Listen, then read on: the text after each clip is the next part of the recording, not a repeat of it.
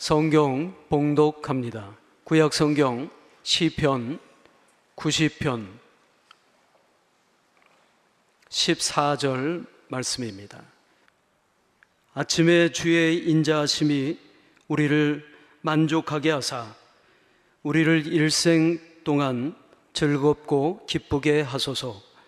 우리를 괴롭게 하신 날수대로와 우리가 화를 당한 연수대로 우리를 기쁘게 하소서.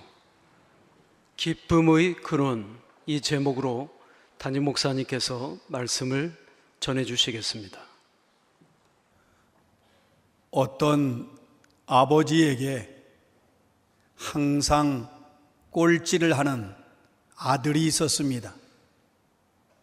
어느 날 아버지가 엄하게 아들에게 말했습니다.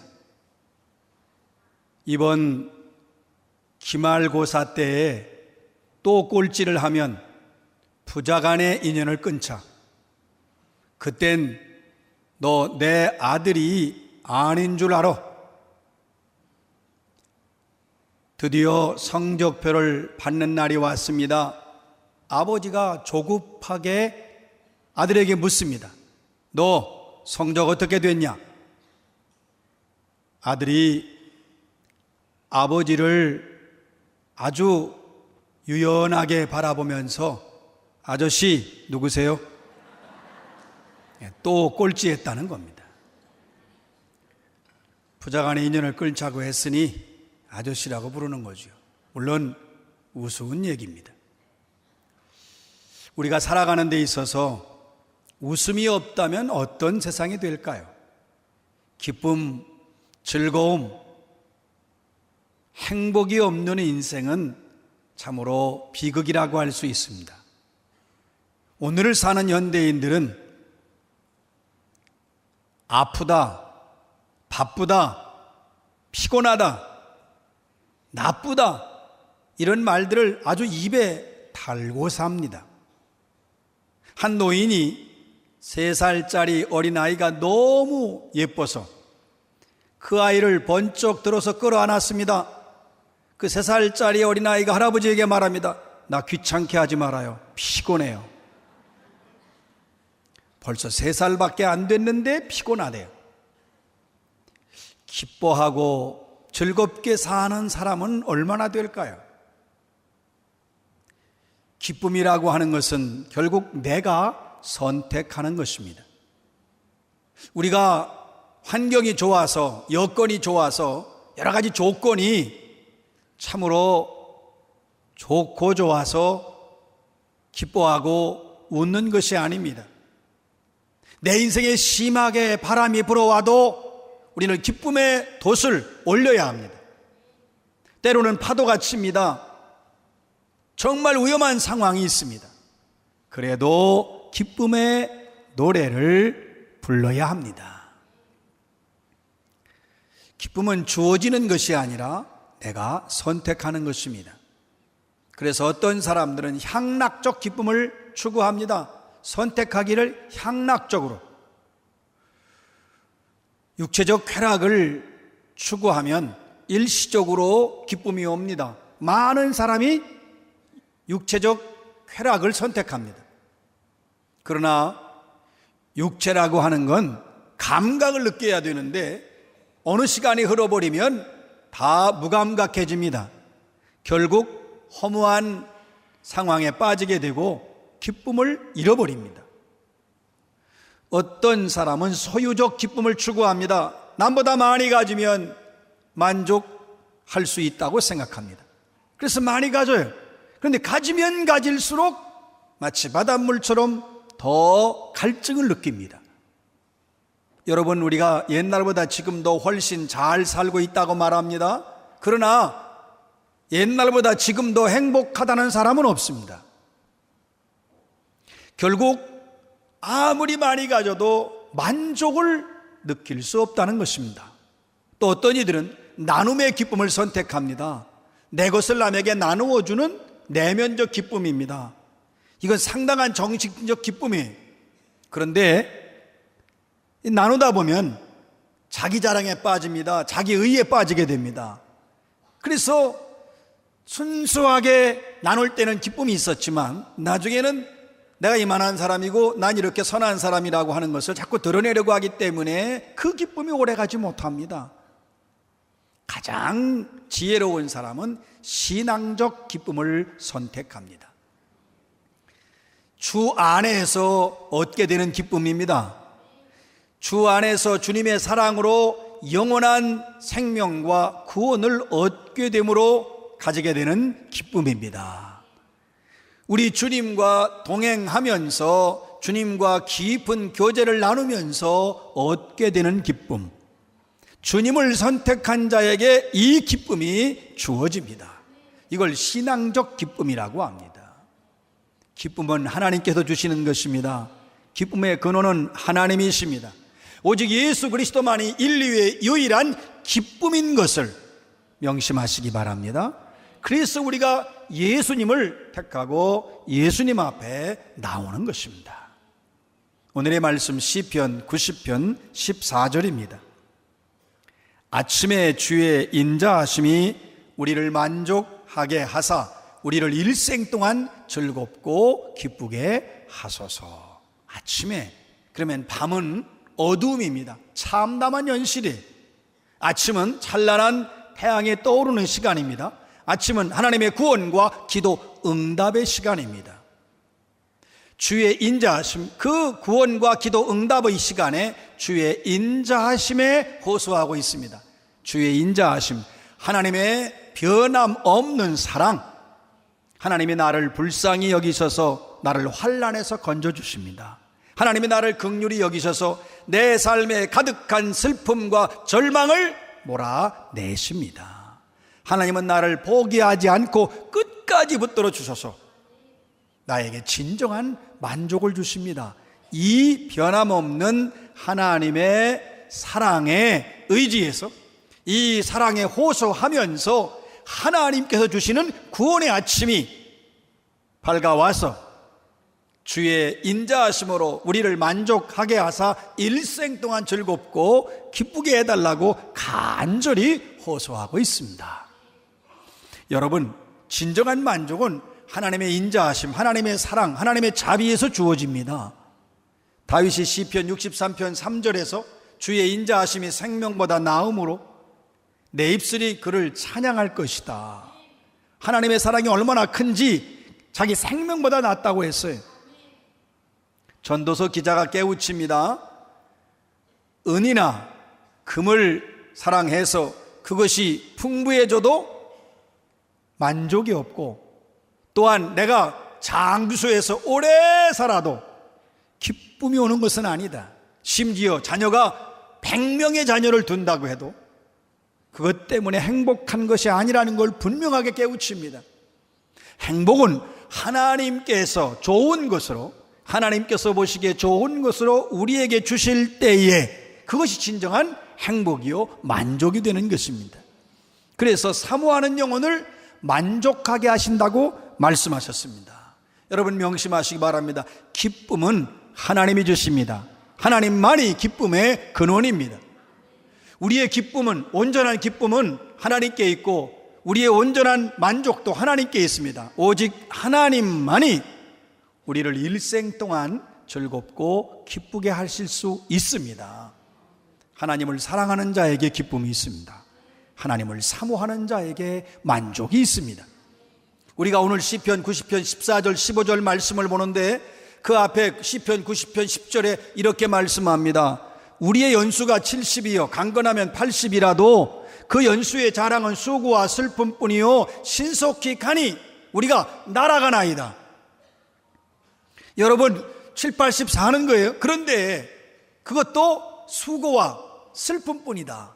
그러면 수고와 슬픔뿐인 인생 그렇게 비참하게 끝내야 되느냐? 아니지요. 오늘 14절에서 아침에 주의 인자로 우리를 만족하게 하사, 그러니까 하나님의 사랑으로, 하나님의 구원으로 우리를 만족하게 하시고 기쁨을 주셔서 우리로 평생토록 즐겁고 기쁘게 해달라고 부르셨습니다.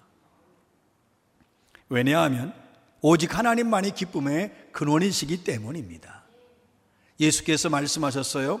평안을 너희에게 주노라. 내가 너희에게 주는 것은 세상에 주는 것과 같지 아니하니라. 너희는 마음에 근심하지도 말고 두려워하지도 말라. 예수님이 주시는 평안과 세상에 주는 평안은 완전히 다릅니다. 여러분, 세상에 주는 기쁨, 세상에 주는 평안 아주 순간적이에요. 우리 좋았다 나쁜 데가 얼마나 많아요. 그러나 예수님이 주시는 기쁨과 예수님이 주시는 평안은 평생도록 우리 곁을 떠나지 않습니다. 철학자 키엘 케고르가 세상 사람들이 누리는 기쁨과 하나님을 아는 즐거움에 대해서 비교해서 이렇게 이야기한 적이 있습니다.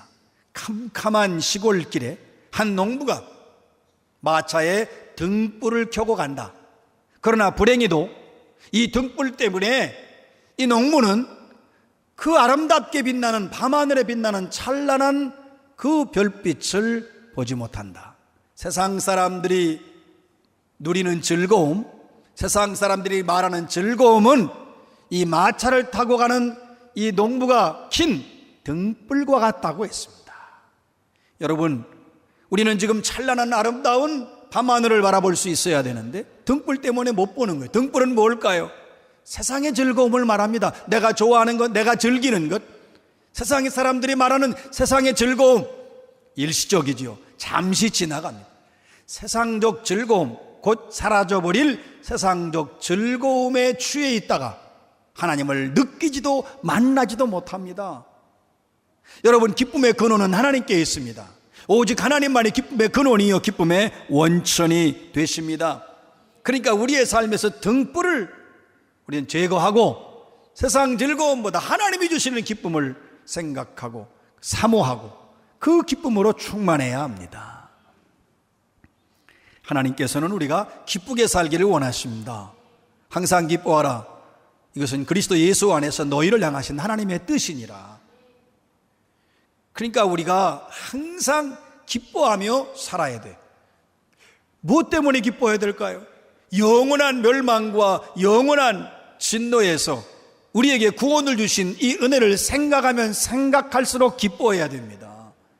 여러분, 나 같은 사람은 하나님이 자녀 삼아 주셨어요. 얼마나 감격합니까?